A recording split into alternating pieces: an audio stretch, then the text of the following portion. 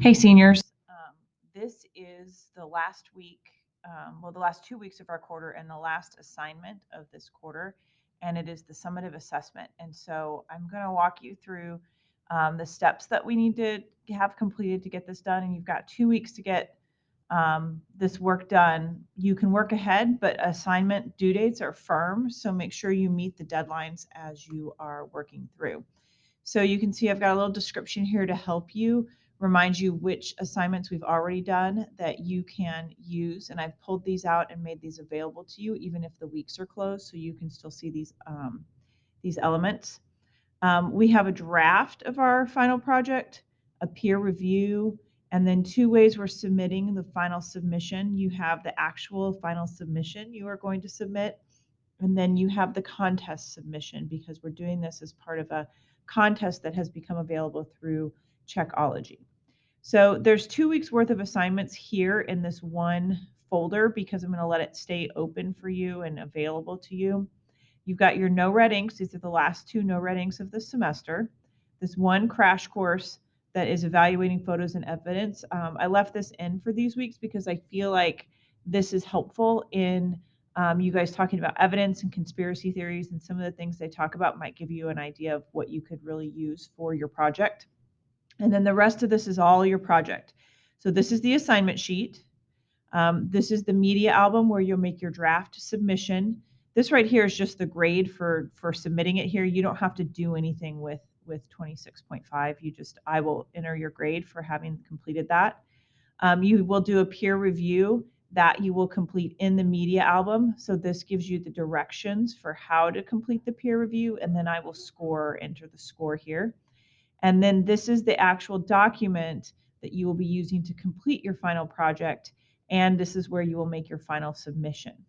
So these are the different assignments. Finally, you have your contest submission, and you are adding a screenshot here of your actual submission in Checkology. So these are the assignments that are due.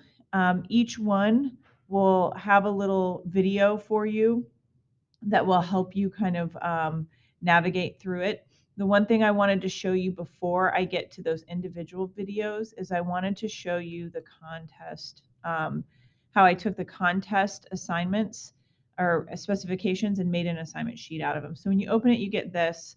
I actually kind of like seeing the whole document. It's easier for me to read. So basically the contest, this is the description that it gives you in the this is in the actual Checkology module.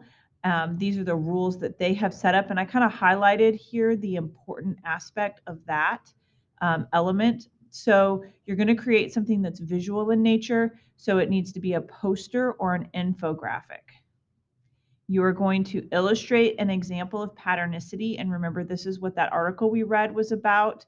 And if you Google it, there's tons of videos and things. There were too many for me to really select from, and none that were succinct enough. But if you're really confused, you can Google it a little bit. It's pretty widely held belief or knowledge that humans do this. We find patterns in things.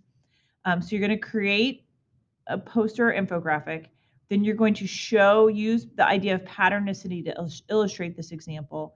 And then you're going to explain how patternicity relates to conspiratorial thinking. So you're going to connect this idea of patternicity to conspiracies and how people find conspiracies where there isn't a conspiracy, because it's our nature as humans to do that.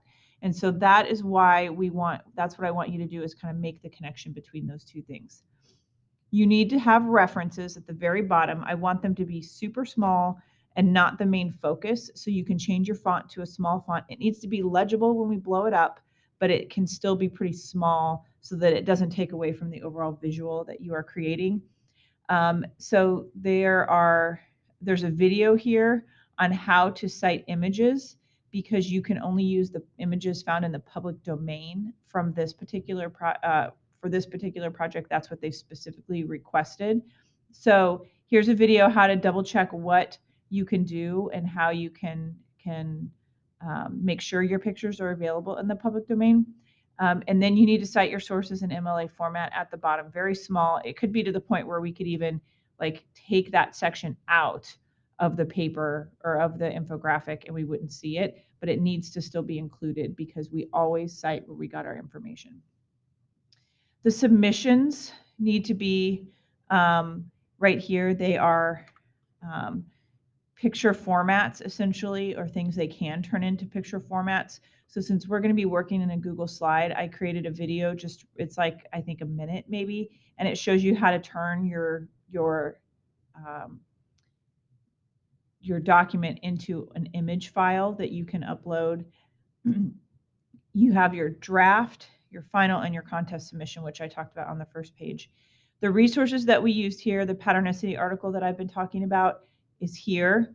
Here are videos that if you were in my class last semester, you already have seen these. It's how to make an infographic. It's one of the guys who went through the specifics of the different elements you need to put in there.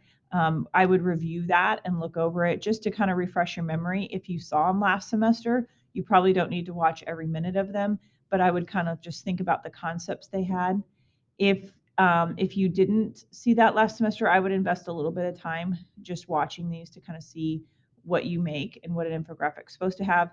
And then Google Slides here, if you're not comfortable with Google Slides, you're going to probably want to watch these to help you figure out how to create different things. If you're pretty comfortable with Google Slides, you don't necessarily need to watch these. This really one is just depend. This is for those of you who need a little refresher. So watch these as in whatever way you need to. All right, so here's the rubric. I'm looking for the visual aspects, that you included the idea of patternicity, that you have conspiratorial thinking, that the file format's correct, that there's no errors in grammar and mechanics. As we are submitting these as a contest, it's going to be a bigger than normal deal because these are going to our outside source and we want it to be professional as possible. As professional as possible. And then that we're citing our sources appropriately. So there's 16 total points, and here is the grade breakdown. So that is the expectation. If you would like to, I will be setting up some times in Google for meets for those of you who are online. If you would like to meet on a Wednesday, I can make some Google Meets available to you to answer questions. But those of you who are in class, you will have class time to work on these things and get those wrapped up. So like I said, and like I always say, if you have any questions, do not hesitate to reach out, because the last thing I want you to be is confused or frustrated as you're trying to complete this final project. So I'll be looking forward to hearing from you.